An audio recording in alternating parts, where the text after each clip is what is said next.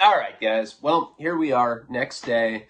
Got in a really bad fight with Karina last night because she's hormonal, but that totally like fucked up my head today or last night. And so woke up, we made up. She's hormonal, but also I'm a dirtbag, you know. I like take shits and like fling it at the wall. Like, no, I don't want to clean my office. This is a statement, you know.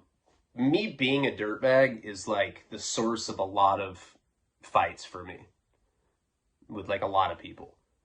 My dad like brings an extra pair of boxing gloves. All right, let's fucking box it out, fool. Hey, I'm fucking sick of your disgustingness, fool. You're a fucking Viking. Always what I get in fights with. I don't even know if that's what it was. I think I was just being a bug yesterday, I was just like, she needed space and I wouldn't give it to her. I'm like one of those guys where if a girl's like, look, honey, I need space, I'll be like, are you all right? Are you mad at me? She'd be like, that's not space.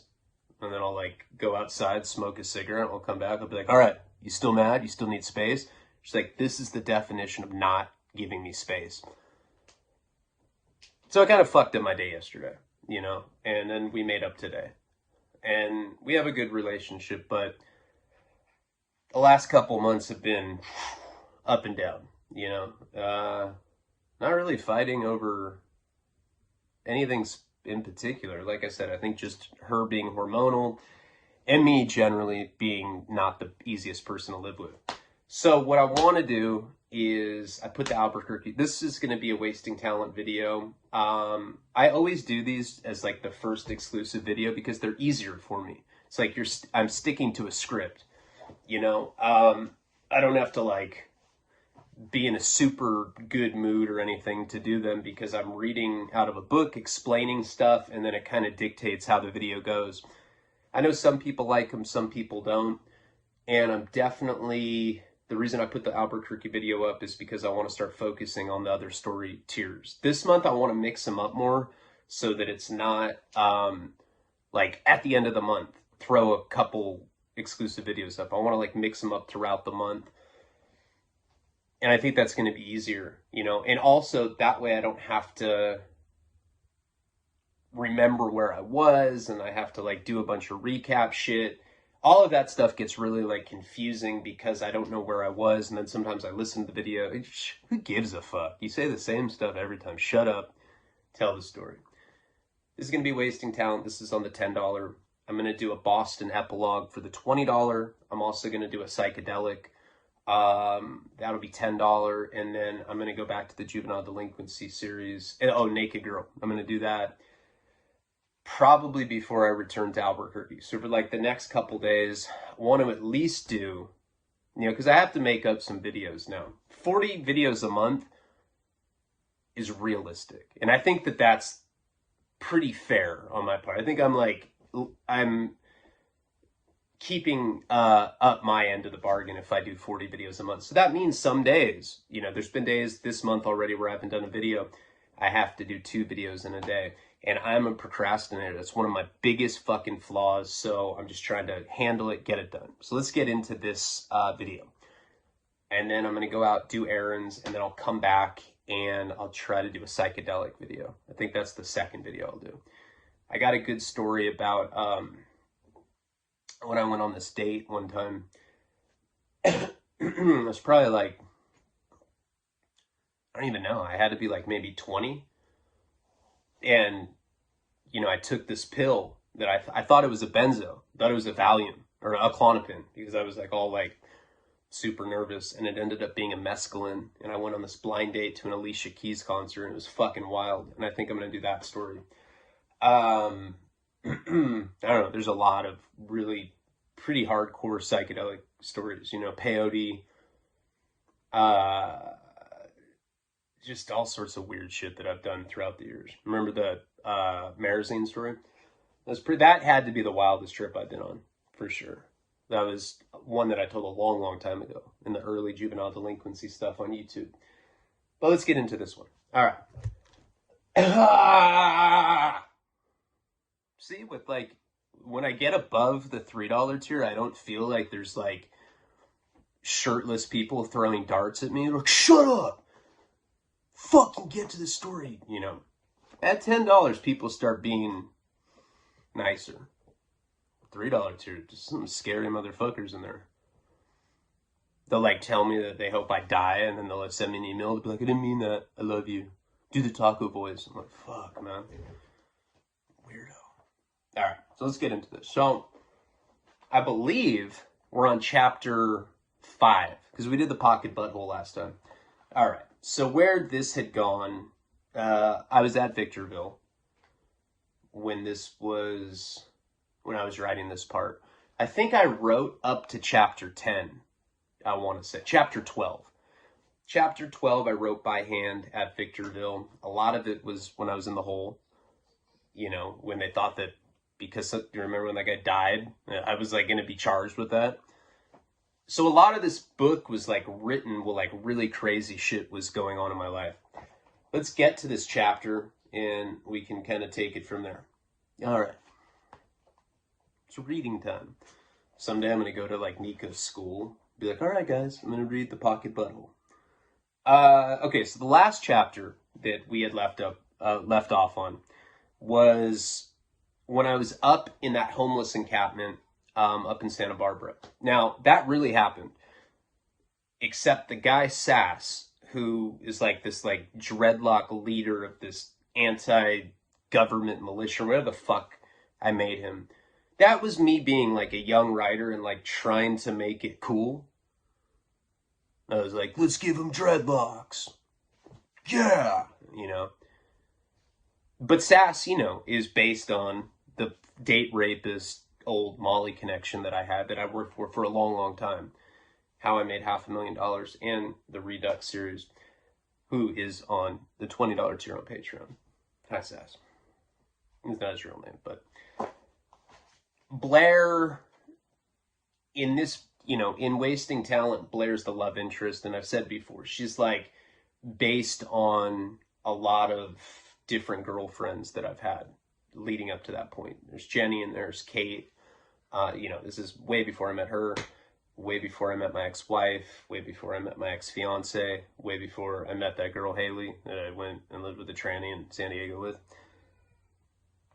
But Blair doesn't look like any girl I've dated. So let's get into this. So if you remember the last chapter, I'd taken acid with Sass, and he said, stay away from Blair.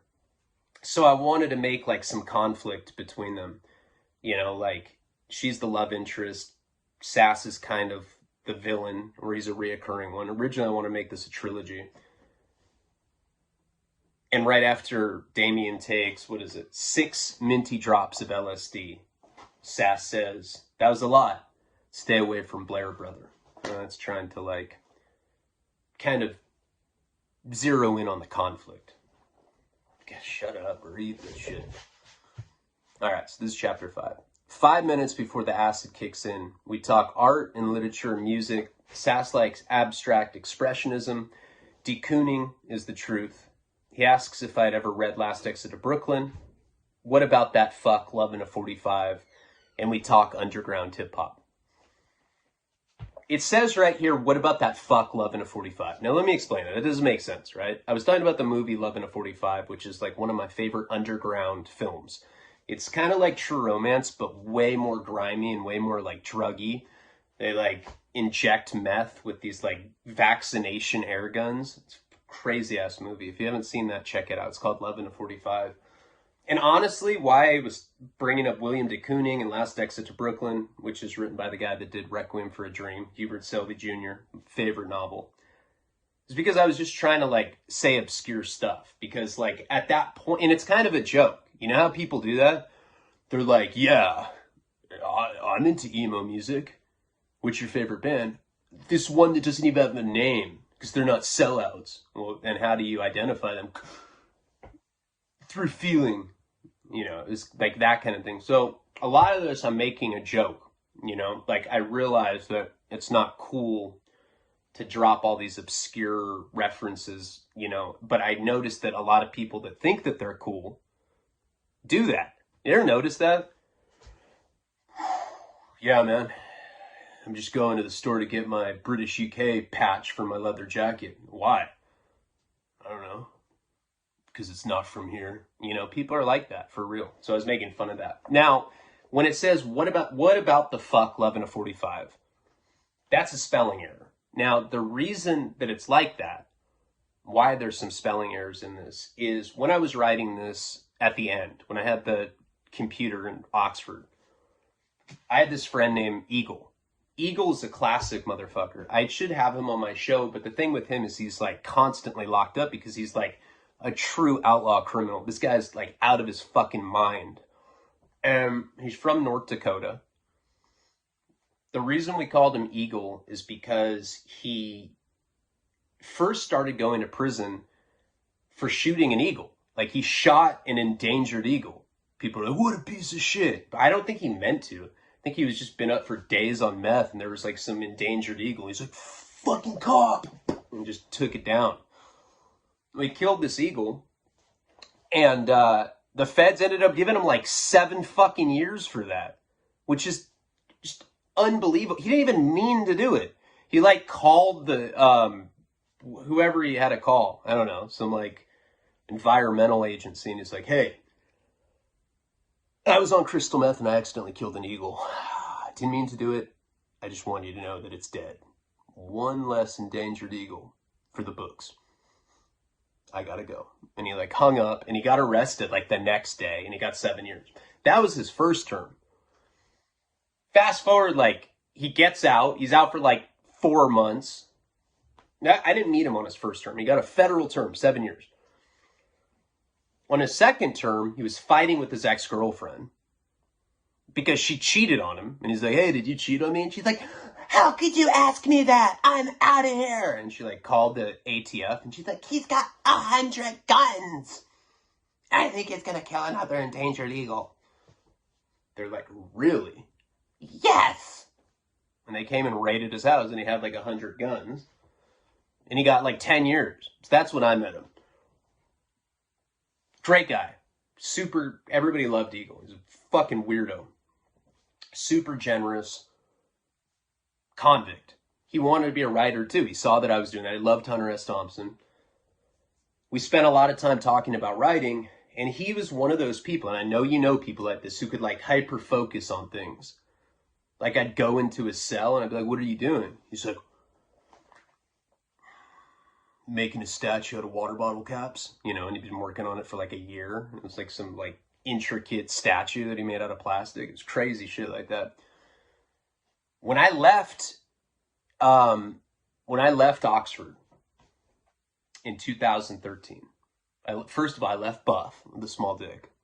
So, and the only possession that I left with was my manuscript, because I was like, I'm an artist. So I had this like big, thick manuscript, small dick.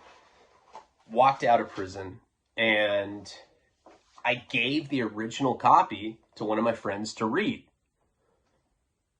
This is how dumb I am. Now, my dad had every time I did a chapter, which was 10 pages, I'd send a copy to my dad. So he had a backup copy. I didn't give my only copy away, but I'd given it to one of my buddies to read.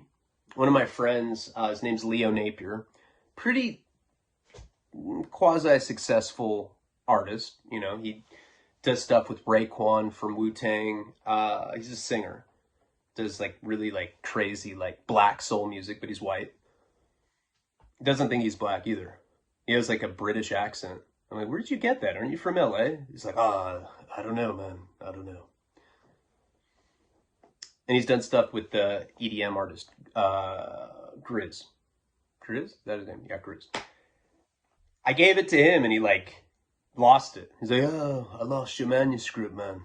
Bloody hell. I'm like, dude, stop talking like that. So this guy Eagle had a copy of my manuscript at Wisconsin. I'm like, hey, can you send me that? Because my dad had it like scattered out. It was 21 chapters. So it was like 21 different packages. I had to find it in like this big stack.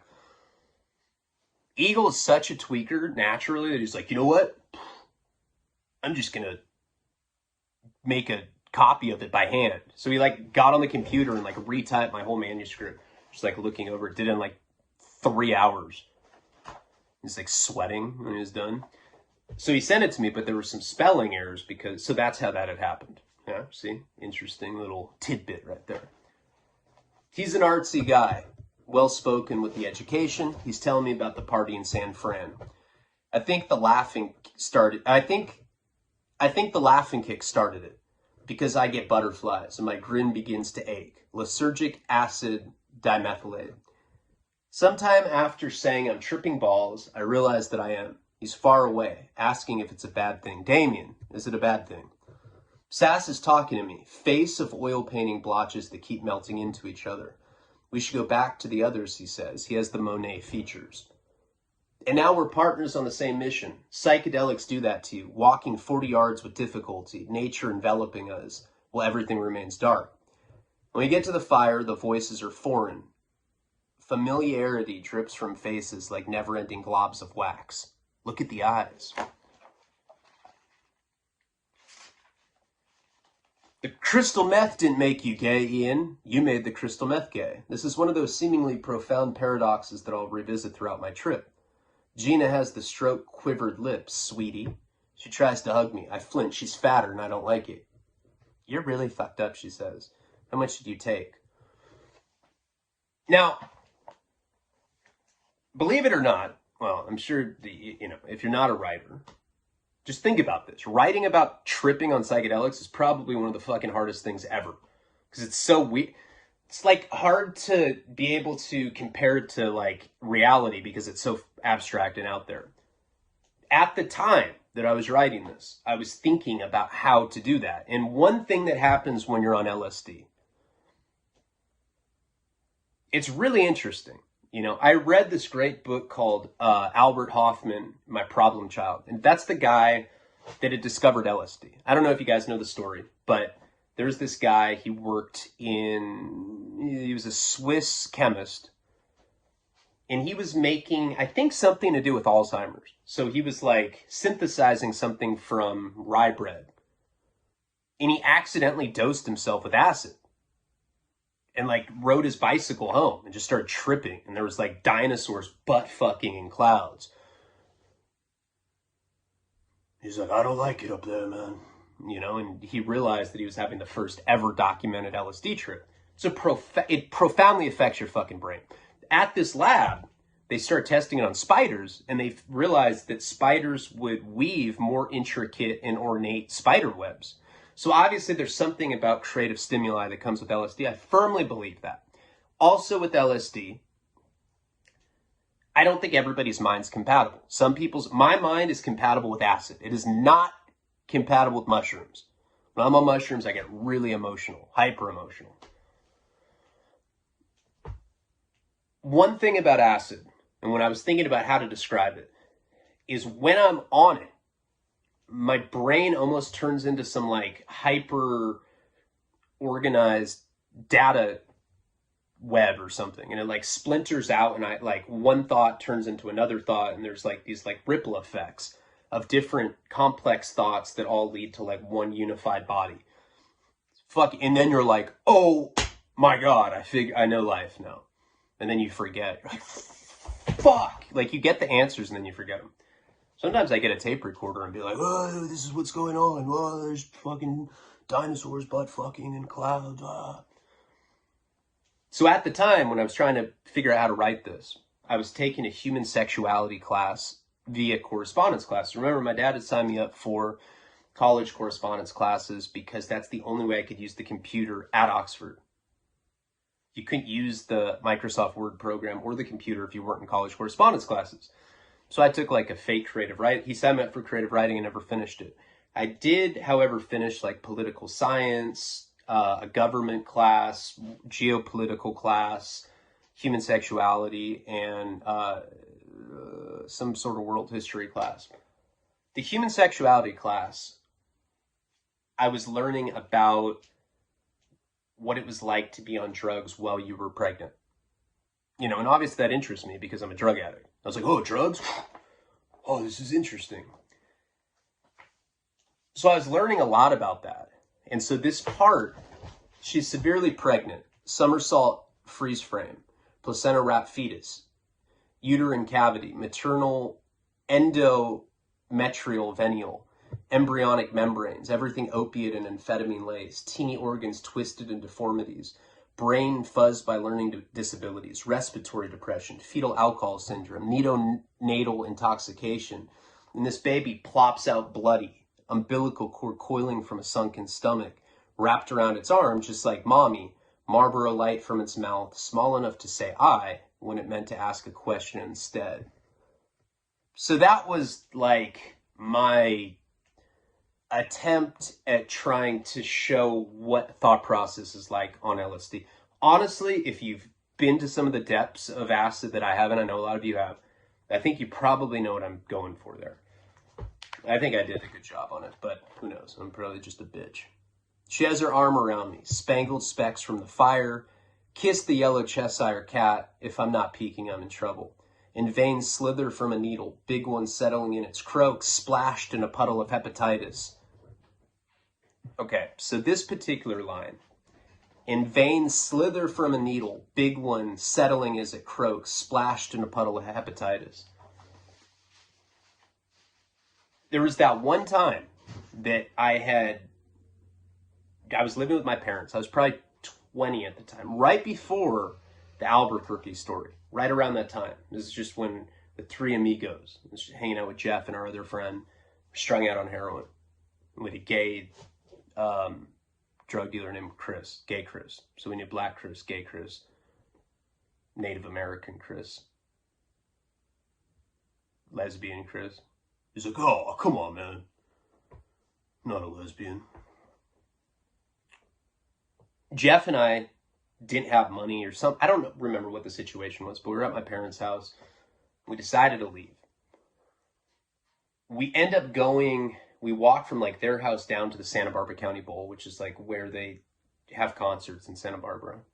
And we see these hippies and they're like, hey guys, do you want to buy some glass?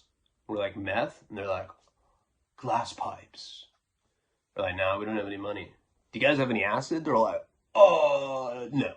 But we had some killer acid last night. You can suck on the vial. So I ended up sucking on this vial. And I was like, ugh. Jeff did the same. Like, I was like, let me go first. And I like spit it out. He's like, oh, me too. Dope fiend. And what ends up happening is we're dope sick, trying to meet up with our drug dealer. And finally we do, and get the heroin. The acid hadn't kicked in yet. We didn't even think it was going to. We just sucked on like this piece of plastic. Now that's a problem. I've talked about it before. Sometimes when you suck on a vial, you get way more concentrated hit of it. You don't even know how much you took. Who knows? But I had one of the wildest trips in my entire life that night. Wild, fucking insane. And I remember trying to shoot up heroin. My veins were slithering like a snake. And it felt like I was harpooning it when I finally got it. And veins slither from a needle, big one settling as it croaks, splashed in a puddle of hepatitis. Rig dangling by my elbow, Alex talking, Kay, you okay, man? We're in a tent. I ripped the needle out. You were freaking out, he says. He took way too much, Sass says. I warned him. Did the shot make you come down a little? God, he looks petrified. I'm watching Alex eat his own face. Blue bandana around my arm. He looks 5 or 6. Gina says, sweetie, why would you eat that much acid? Maybe we should give him another shot. He still looks like he's freaking out. I don't know too much about it, Sass says. What if we give him too much?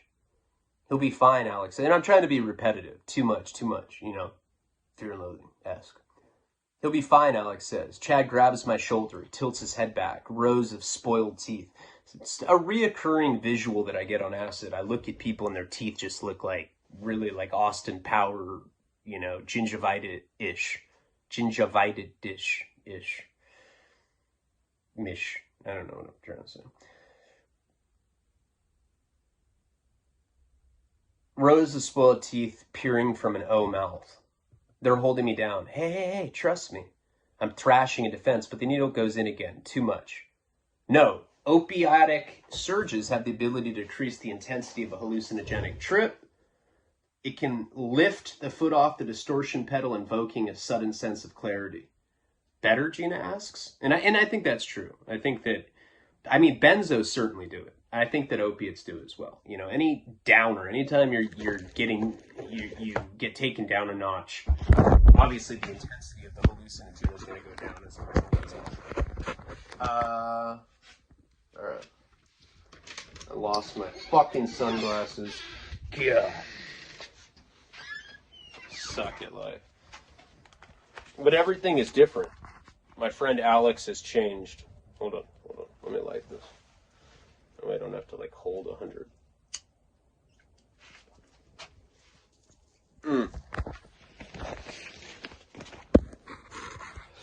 My friend Alex has changed. His normally spiky blonde hair is curled, a reincarnation of some lame Christian surfer from Ventura. Cool, calm, and collected, talking emphatically SoCal, everything bitchin' or rad. Fucking A, bro. And, you know, there's a lot of those, like, you know, Christian surfers that talk like that. And everybody, if you're not from California, you know, people say that I have, like, some sort of surfer accent. But those Christian surfers are, like that's an extreme example of that. I'm looking at a girl. Puppy cradled in her arms, girl disgustingly ugly. She has fingers in the dog's mouth. It's chewing her index off. Red spittle on its chin, which is inexplicably funny. Alex says right on with the Channel Island grin. Interspecies finger banging, punk rock, whatever. And the girl has freckles. They're calling her Penelope. But what if it isn't a girl at all? Freckles are a well-documented hallmark of neonatal deformity. The placenta acted like a butterfly spike, pumping narcotics, teratogens, into the insatiable fetus. The abscess was surely the exit point of escape. Fed up with the fluctuations of dopamine and endorphins, it burrowed its way from the pus-packed cocoon in Gina's neck to look for more dope. Addiction is a desperately progressive disease, but the infant has morphed into a fully grown, freckly redhead, looking like so many drug-addled internet porn star these days, tragically gaunt with eyes as maroon as her hair. Finger-fucking a Labrador gnawing's face, searching for zoophilia kicks a traditional junkie like me could never understand. Probably the most Hunter-esque stuff in there, you know, I mean, definitely lame when you're trying to write to sound like somebody else. So, you know, I was conscientious not to try to sound like him, even though that's kind of one of my heroes. This has turned into a crying fit. People hugging me. Aw, it's okay. Tweaker's arms feeling perverted. Tears that make my face vulnerable, shivered and lost under the rash of stars. Then I'm alone with Blair, where Sass and I were earlier. She's talking about self-imposed meteor showers. My head cocked back. Everything intended, she says, searching for them cosmic rays. Dragging stars when I finally bring it down. She's gorgeous in that light. So, you know, I talked about this. There's a couple, like, distinct visions I had in my life. Where, like, I don't know, it's weird. They, like, always stuck with me. But that one was about Kate when we were up for days tweaking right before her dad came and, like, stole her from me. And we were on ecstasy, and I remember looking, and there's like this halo of stars surrounding her. It was really psychedelic. I mean, it really looked kind of like Natural Born Killers. It was just an image that always stuck with me, and I wanted to put it in the book. And we were just talking about that particular story, so it's interesting that we're at this part in the book. Okay, sorry. Now I'm going to finish that cigarette. Because it's too hard to do this. All right. I asked her if artistic people trip harder than normal people. Do these drugs accentuate that vision because we see the world differently? I think so, Blair says. The question is whether it's a blessing or a curse. That's something that I'm constantly asking myself. People say I'm gifted, but I'm conflicted about it because I think it's the source of my pain. I think creativity makes it impossible to ignore the ugliness of life. That's why my writing is so morose. I'm disgusted by everything. Popular culture makes me cringe. It all seems so fucking fake. I laugh at all the wrong things. And even when I don't want to have recognition for my expression, it seems that I do. If I didn't have an artistic outlet, I'd literally kill myself. The things I see in the world are way too terrible to keep to myself. But then it sets in these uncomfortable expectations. It seems like because I'm good at something, people expect more from me, no matter how much I want to just do my own thing. So that was like, I guess, one of the themes of the book, or at least my attempt. You know, at the end of the day, it's just like, well, you're a junkie, here's the junkie story. But, you know, in my grandiose delusions, I was like, maybe I should try to make some points. And that was one of the points, you know. It's like, do people that are creative, are they more tortured than normal people? And probably not. I think we're all just tortured. I think artistic people are just more sensitive. Jaundiced building lights mimicked by a motionless ocean. She says, maybe your energy isn't right. What does that mean? That the entire galaxy is made of energy. Her smile is electric. Do you know anything about Eastern mysticism? And she explains her philosophy. Me, you, that tree right there is energy. She tells me about intertwinement, how important it is to transcend the ego. You need balance. You need to learn to calibrate your forces so that you're aligned with the earth. Maybe that would set you free from the ambivalence about your talents. You know, let the material stuff go. No, pathological narcissism is sympathetic of drug addiction. This creates an interesting dynamic for conversation with others. Although their speaking and my mannerisms suggest that I understand them, I'm usually thinking about myself. I pick up fragments or highlights, enough to formulate responses without having to be fully engaged. Instead, I'm thinking about being famous, my rad body, or my comeback story. All true. How, like Blair says, when you're in a bad mood and you go around a group of people that are in good moods, their positive energy counters yours. Vibes that have this awesome susceptibility that you can learn to balance. Once you teach yourself to be at peace with your ego, the inner struggles go away and you can be part of that spiritual plane. I say I'm tripping balls.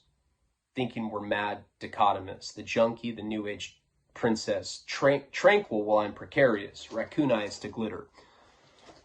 So I'm trying to just like compare the two. And that's, you know, often a reoccurring theme in my life is usually there's whoever my partner is, Karina being my partner, is usually the complete opposite of me. She happens to be a hardcore recovering alcoholic, but I always looked at myself as like the darker energy force. And at the time of writing that, I was reading like a lot of philosophy books and, you know, I'm just trying to be pseudo-intellectual here. And it sounds kind of lame now that I'm older reading it. But, you know, I was like 25 when I wrote that. Now here is a short story that, you know, I wrote it in italics. This was kind of, you know, we'd just gone over this.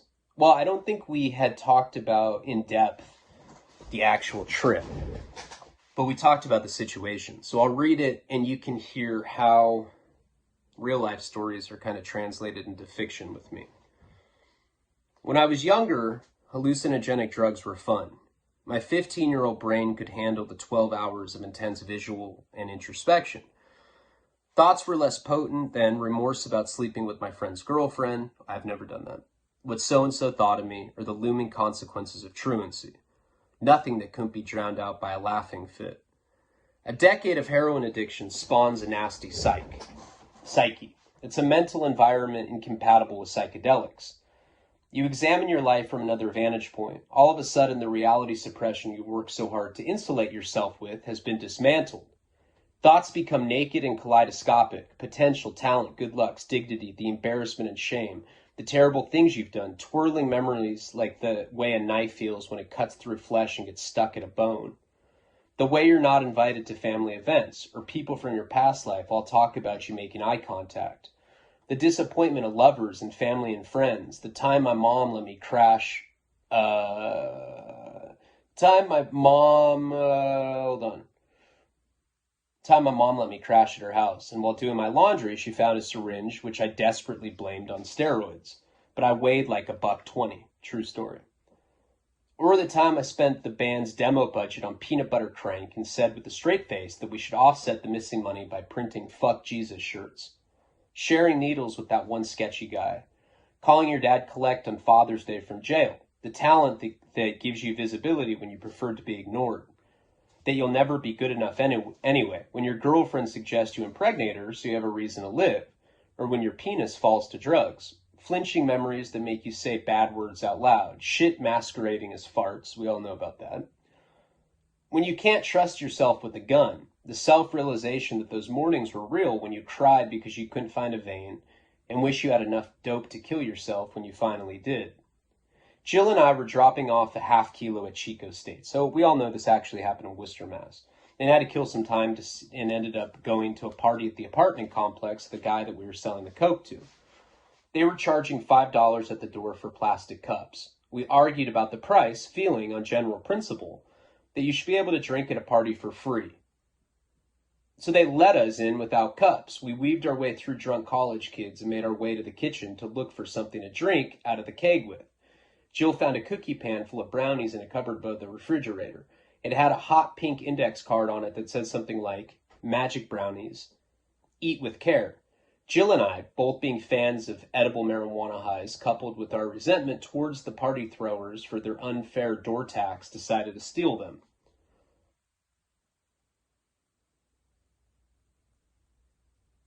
We got a garbage bag from under the sink and left the party with the stolen goods.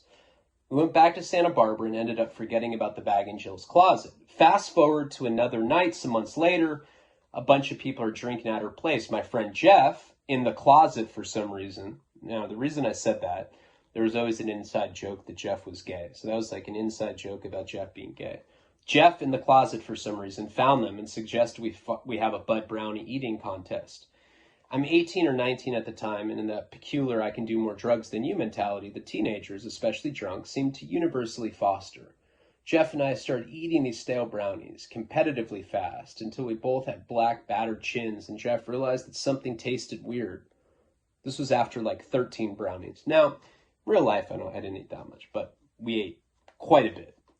And we broke some apart in Jill's sink and noticed that slivers of tangerine yellow, which were undoubtedly ground up psilocybin mushrooms.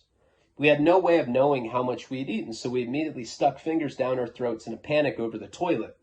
Jeff made lots of foamy vomit spill out. He'd been drinking PBR that night, but for me it wouldn't come up. The brownie batter was getting stuck in my throat, and he kept telling me I had to because it was poison, dude. Besides a few pathetic whiskey spits, everything stayed in my stomach, and I was soon having my first bad trip. This can probably be attributed to the fact that 30-minute prelude before the mushrooms kicked in was spent listening to a group of concerned drunk people passionately explain how these things were about to make me overdose and die. They were very specific and descriptive, with ominous warnings of kidney and liver failure. It was convincing. It was inevitable that I would walk off to be by myself and have one of the worst introspective attacks of my lifetime. My entire life is based off distraction and perspective.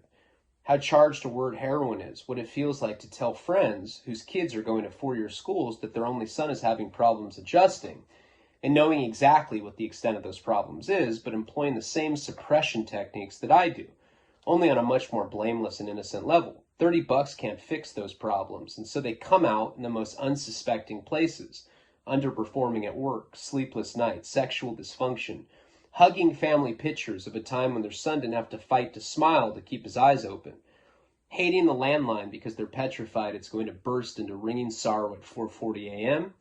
My mom finds herself crying at inappropriate times to movies that are supposed to make her laugh instead. There's something awful and taunting about normality when your family doesn't have it anymore. So obviously that part, there's a lot of, when I ate the mushroom brownies, that's in there. And there's a lot of, confessional type stuff, how I felt about how I was making my family feel, and knowing that they were embarrassed about my drug addiction and what it must have been like for them when like all of their friends' kids were normal, not like, well, what's your kid doing? Oh, he's living with the tranny down in San Diego. He's cool. What do your kids do? Not that, So I was trying to put myself in their shoes and kind of like, say some powerful ideas or thoughts that I had about that, kind of embedded within that little short story within the book. Then I wake up dope sick in a tent. I do not like green eggs and ham.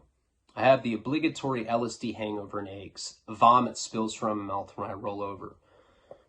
Angie says, ew. We're alone in a large tent. Where's Gina, I ask. She left with everyone. They went on a mission type thing. I have your stuff, though. She left it in the backpack for you. She said you'd be needing it.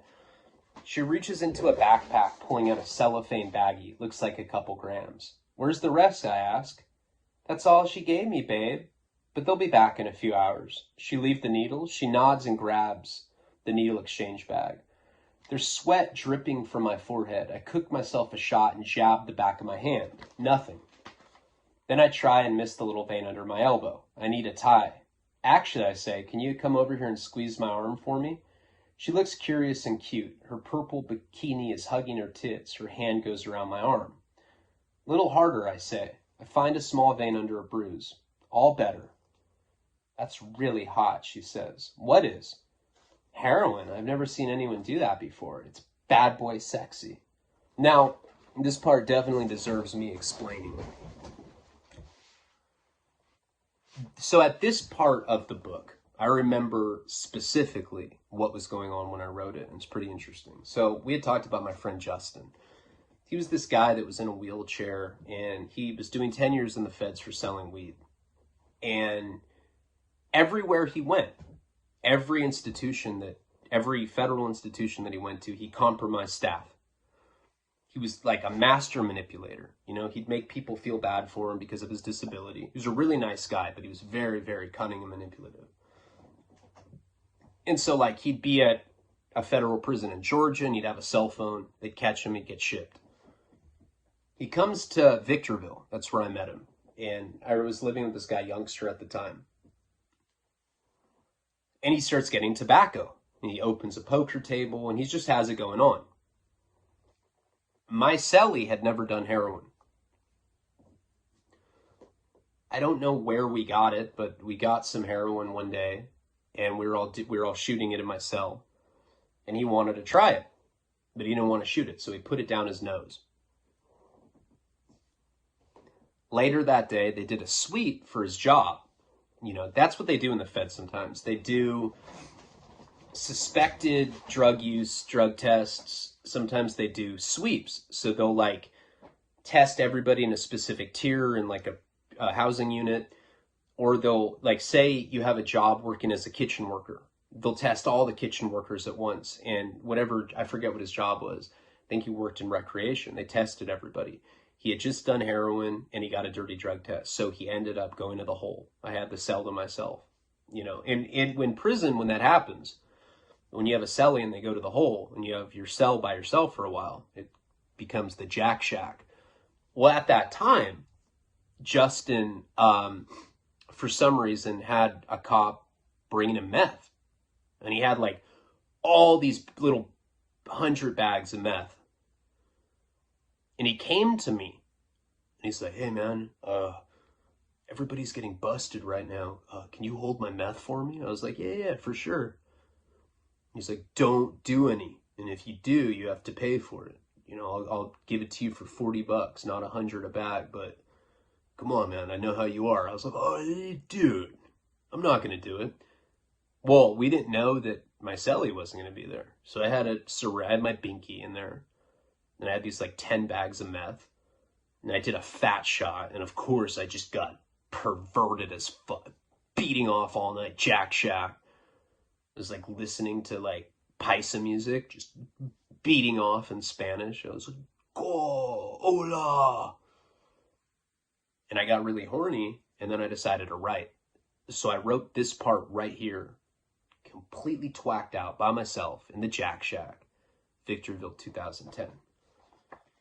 No, this is tremendously suspect to me. A total red flag to the likelihood of contracting a sexually transmitted infection. I read a pamphlet on communicable diseases when I was constipated at Chevron. She's exhibiting classic risk factor signs. I want to try it, she says. Is it good? I'm not going to be the one to give you heroin for the first time. She pouts her lips. Please. It's not for cute little girls like you. I'm not a little girl, shaking her head. I'm a grown-up. You're going to have to prove it, little girl. God, it's so perverted. Jesus Christ. She bites her lips, leaving her teeth there, making eye contact, gaze drifting to my crotch. She tugs on the bikini, on the string of her bikini, exposing tanless breasts and dropping to her knees. She takes my dick from her mouth, holds it in her hand. What do you want to do to me? Her blue eyes are sparkling. What do you want me to do? Anything you want, she says. I just want to watch you jack off. That's my thing. I rip her bikini bottom off, freshly shaved, with a hint of irritation. She moans when I rub her. Wet when I turn her around, she plants her palms on the tarp ground she's taken care of 3 times. And I'm raw and unsatisfied. She slows down and humps backwards. Gosh. This places my dick farther inside of her. Do you ever stop? Smack, I admit. Makes it hard for you to nut, she asks. Want some meth? Girls that use the term nut, also sketchy. Angie crawls forward and lets my dick flop out of her. She goes to the duffel bag and pulls out a bag of speed. I'm going to slam it. Or, well, that's not how Damien talks. I'm going to slam it, I say.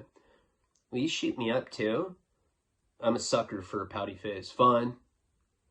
I use a Mountain Dew cap, make 2 shots. Then I use the bikini string to tie her little arm. Ouch. I hit a vein atop of a freckle. Remember, freckle. Neonatal deformity. A little foreshadow there. I hit a vein on top of a freckle as she looks away and coughs. Her coughs quickly turn to panting. There's a snail trail running down her leg. She's become a sex-crazed meth monster, aggressively driving for my penis as I try to shoot up. Just wait, I say. I have to get myself, baby. But it's useless, and the blowjob is painful. We're suddenly on an even playing field. Meth sex is a torrential sexual parade. Noisy fellatio, mutual butthole licking, neck biting, moderate anal eroticism, simple kissing, different angles, symbiotic stimulation, her sucking my middle finger, me kissing her inner thigh. She licks my balls. She's breathless. I want to watch you jack off. But, look at me, okay? I stand over her naked, except for black dress socks. She spreads her legs open, curling her fingers into herself. You're such a fucking stud. And I do feel pretty good. There's a barrage of endorphins making me feel yoked. I'm doing the Facebook tilted head with the kiss face thing. You know. While simultaneously flexing my biceps, lats, traps, completely muscle atrophied. Concentrating on tightening my abs as I jack off. You like this? She says. Do it over my face so I can watch you come. Which sounds completely reasonable to me. There's perspiration on her temple. She's breathing and hums. Fingers moving fast, her pupils wide. Please do it all over my face. I step on a wooden crate, scooting closer to her face. I'm humping my hand. She's really into it. Get it everywhere, she pleads. I stroke even harder. Then sunlight hits my face. Oh my God! Ange, what the fuck are you doing? Glare is blinding, but I recognize Blair's voice. Angie and I keep getting off. I move in for the money shot. Blair screams, Angie! But there's already a web of sperm on her face, and I feel as though I'm about to be passionately judged. What? What? And that concludes chapter 5 of Wasting Talent. And yeah, it was funny. Doing meth in prison is by far the worst thing ever. Obviously better if you don't have a cellie. But even by yourself, there's something, even if you're not in prison, when the sun comes up, there's something horrible about that. Right, I'm going to go finish this. Wrap this video up. Even when you're not in prison, when the sun comes up, there's something really, really awful about that. It's like, I don't know, suddenly reality hits you. Usually you're in some perverted trance. And then the sun comes up and you're just like, oh my God, I hate my life. And then suddenly kind of time just blends into each other and you really lose sense of time at that point. When you're in prison, it's hard enough not being on meth when a new day starts. You're like, fuck, I'm stuck in this hellhole. Sometimes you go to sleep and your mind drifts away because that's the point of sleep, right? It's you kind of decompress and you can process the emotional roller coaster of the day. It's peaceful. It can also be nightmarish, but usually sleep should be peaceful. Then you wake up and you're in there. At that kind of prison, political, it was, waking up well, not waking up, I'm saying the day starting up in a fit of paranoia, having to go to the chow hall. Because at that place, at that time, that's when that riot thing was going on. If you guys remember, there was a riot brewing at that period where the guy that was running the yard, this guy Travis, he worked in the wood shop in the factory. He was playing rummy or something with the guy that had the keys for the blacks. Like the two most powerful guys, the guy that ran the blacks, the guy that ran the whites, were playing rummy or heads up pinochle or something like that, and they were gambling. One of them accused the other one of cheating. I don't remember which. They got in a fist fight. Black guy beat the shit out of Travis. Came back to his unit with the shiner. Lied about it. It was found out, they got in a fight and then they shook hands. They're like, it's all good. You can't do that. You can't have interracial fights, especially when it's the leader of the blacks versus the leader of the whites like that. It's a big deal. Going to breakfast is mandatory at a political prison like that. You don't have to do that. You can stay in your cell. But at that prison, they want you to be suited and booted.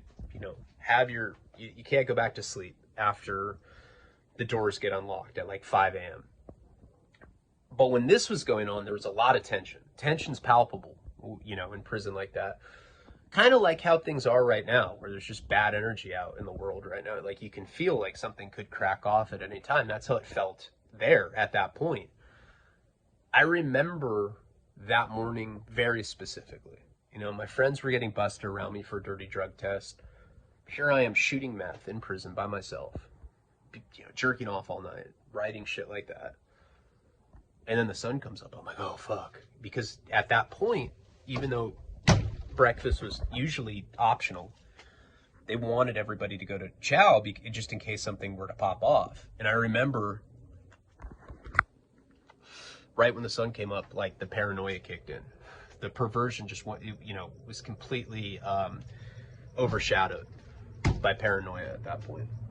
And right when the door's unlocked, you can hear it. It's really loud. You hear the keys jangling, then you hear this echoing, unlocking sound. And it kind of reverberates throughout the unit. That's how loud it is. The heavy duty locks.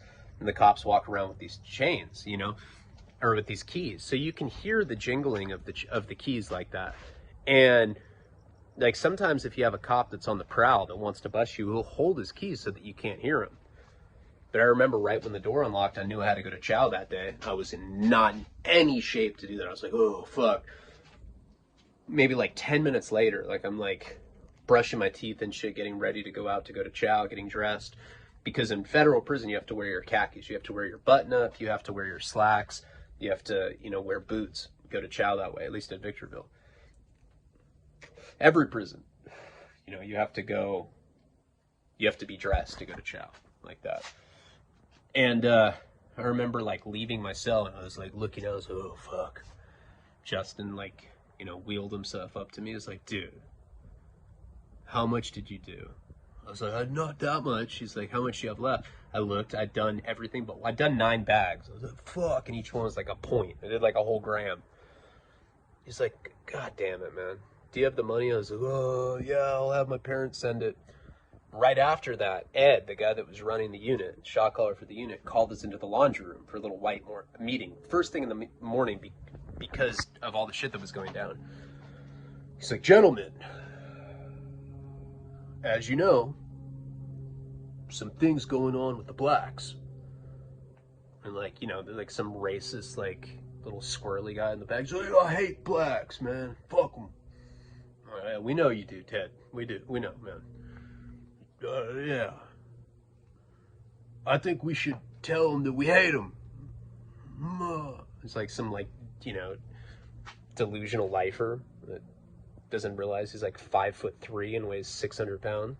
You could roll him fucking away if you try. He doesn't even have arms at that point. They're just attached to, hands attached to some big ballish body. So now, on top of being paranoid and knowing that I have to go to chow, they're telling me that I should be strapped. I should bring my knife to chow. Now remember, we've talked about this. At that prison, there's metal detectors everywhere. So we had to bring our little plexiglass throwaways. But there was like a good chance, according to Ed, that it was going to go down right there and then. And I remember just being like, oh my God, this is like the worst time to be in a riot. Maybe I should tell the cop I'm on meth. No, probably shouldn't do that. I had to go and I had to tie my little plexiglass knife to my little drawstrings of my shorts. Terrifying morning, especially being twacked out like that. And we will get into the rest of this in the next installment of the Wasting Talent series. Don't have to like, comment, subscribe. You already have. Appreciate you guys. Palabra.